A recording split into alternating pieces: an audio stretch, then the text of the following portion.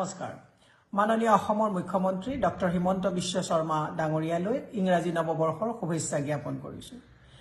দ্বিতীয়তে যেতিয়া আমি কিবা প্ৰশ্ন আহে প্ৰশ্নৰ আমি প্ৰত্যেকটো প্ৰশ্ন আমি মুখ্যমন্ত্ৰীলৈ নিক্ষেপ কৰা হয় কাৰণ তেওঁ গোটেই ৰাজ্যখনৰ পৰিচালনাৰ দায়িত্বত আছে। বছৰটোৰ প্ৰথম দিনতে মাননীয় মুখ্যমন্ত্ৰীয়ে হাতত এটা স্পিকাৰ লৈ মানুহক এনেকুৱা বুজাব বিচাৰিলে যে যিমান ধাৰ ল'ব সিমান জিডিপি বাঢ়িব। ইতিমধ্যে কেগে হকিয়নি দিছে, ৰিজাৰ্ভ বেংকে উদ্বেগজনক বুলি কৈছে অসমৰ পৰিস্থিতি অৰ্থনৈতিক। সুপ্ৰিম কোৰ্টে কৈছে যে ইমান যদি ফ্ৰীকে মানুহক বস্তু দিয়া হয় তেতিয়াহ'লে অৰ্থনৈতিক পৰিকাঠামোটো ঠছ হ'ব। এতিয়া supreme court, keg, reserve bank সকলোকে অংগুষ্ঠ দেখাই হিমন্ত বিশ্ব শৰ্মাই নতুন ইকনমিক ৰিফৰ্মছৰ এটা ফৰ্মুলা দিছে যে ধাৰ ল'লে জিডিপি বাঢ়ে। গছত গৰু উঠা মানে হুলুঙাই কাণ খজোৱা নিচিনা কথা এটা হিমন্ত বিশ্ব শৰ্মা ডাঙৰীয়াই ক'ব বিচাৰিছে। দ্বিতীয়তে আপুনি যদি স্বাধীনতাৰ পিছত 69 বছৰত যদি অসমত আপোনাৰ চৰকাৰে যদি ডেভেলপমেন্টৰ কাৰণে হওক কিয়ে হওক যদি ধাৰ লৈছে 41,994 কোটি টকা লৈছে 69 বছৰত। আৰু হিমন্ত বিশ্ব শৰ্মা ডাঙৰীয়াৰ এই উস্তাদ মুখ্যমন্ত্ৰীৰ দিনত 4 বছৰত তেওঁ ধাৰ লৈছে 78,191 কোটি টকা। আৰু ল'ব আৰু লৈয়ে থাকিব। তেওঁলোক কালি ধাৰ লোৱাৰ কথাটো ফৰ্মুলাটো বুজাই দিছে। এফালে আপোনাৰ জলজীৱন মিছনত 1200 কোটি টকা দিবই পৰা নাই ঠিকাদাৰক। আকৌ 207 কোটি টকা তেওঁ বিভিন্ন জিলাত পানী যোগানৰ ক্ষেত্ৰত তেওঁ আকৌ ধাৰ্য কৰিছে। হিমন্ত বিশ্ব শৰ্মাৰ কথাবিলাক শুনিলে এনেকুৱা লাগে আপোনালোকে সৰুতে মই এখন সিৰিয়েল চাইছিলো মংগেৰী লাল কি হাসিন স্বপ্ন। চকুটো পকাই দি পেলাই তেওঁ বিভিন্ন কথা ভাবে। মই মাননীয় মুখ্যমন্ত্ৰী হিমন্ত বিশ্ব শৰ্মা ডাঙৰীয়াক বছৰটোৰ আজি দ্বিতীয় দিনটোত এটা কথা ক'ব বিচাৰিছো, প্ৰত্যেক মানুহক প্ৰত্যেক দিনৰ বাবে আপুনি বুৰ্বক সজাব নোৱাৰে। এটা দিনত আপুনি নিজেই বুৰ্বক হৈ যাব। অসমৰ যিটো অৰ্থনৈতিক পৰিকাঠামো আজি তাৰিখত প্ৰত্যেকটো হেলমেট নিপিনিলে কৰ দিব লাগে, নো পাৰ্কিঙত ৰাখিলে আপোনাৰ টেক্স ফাইন দিব লাগে, ইফালে মদ বিকে ইফালে পাইপ ভৰাই তাত ফাইন দিব লাগে, পুৰণা গাড়ী এখন বিকিবলগীয়া হলে তাত আজি তাৰিখত মানে পুৰণা গাড়ী ক্ৰয় বিক্ৰয় বন্ধ হৈ গৈছে। এনেকুৱা বিভিন্ন ধৰণৰ কথা।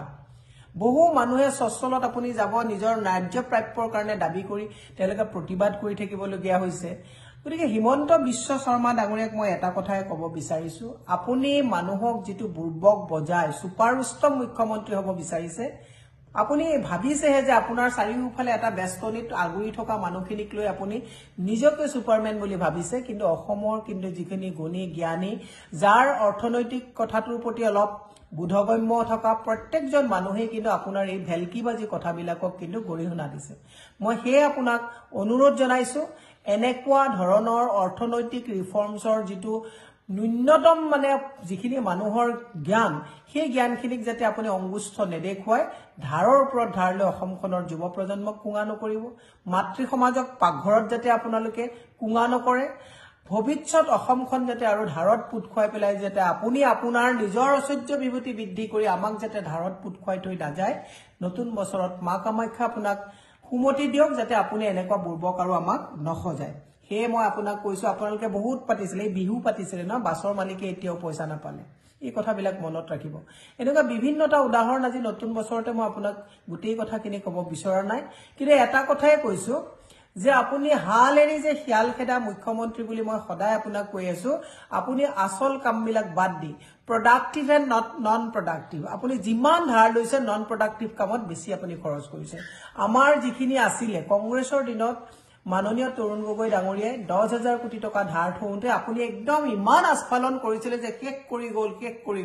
কিন্তু এতিয়া আপুনি যে বহুত শেষ কৰিলে, আপোনাৰ সেই আগৰ ভিডিঅ'টো আপুনি চালে গম পাব যে অসমখন কেনেকুৱাকৈ শেষ কৰি গৈছে। মই সেই অসমৰ প্ৰতিজন অসমক ভাল পোৱা যুৱ প্ৰজন্মৰ পৰা আদৰ কৰি প্ৰতিজন ব্যক্তিক মই অনুৰোধ জনাইছো যে হিমন্ত বিশ্ব শৰ্মা ডাঙৰীয়াৰ ভেলকিবাজি আৰু এনেকুৱা হিমন্ত বিশ্ব শৰ্মাই যে একেবাৰে চৰকাৰ চলাব পৰা নাই, অৰ্থনৈতিক ভাৱটো যে একেবাৰে বেলেঞ্চ কৰিব পৰা নাই, এইটো কেগৰ ৰিপৰ্ট চালে, সুপ্ৰিম কোৰ্ট আৰু আপোনালোকে ৰিজাৰ্ভ বেংকৰ ৰিপৰ্ট চালে আপোনালোকে গম পাব। সেয়ে মই মুখ্যমন্ত্ৰী মহোদয়ক অনুৰোধ জনাইছো, বহুত হ'ল আৰু হাল এৰি শিয়াল খেদাতকৈ ৰাজধৰ্ম পালন কৰক, আমাক আৰু ধাৰত পেলাই থৈ নাযাব। আমাৰ ল'ৰা ছোৱালীৰ ভৱিষ্যত অন্ধকাৰ নকৰিব।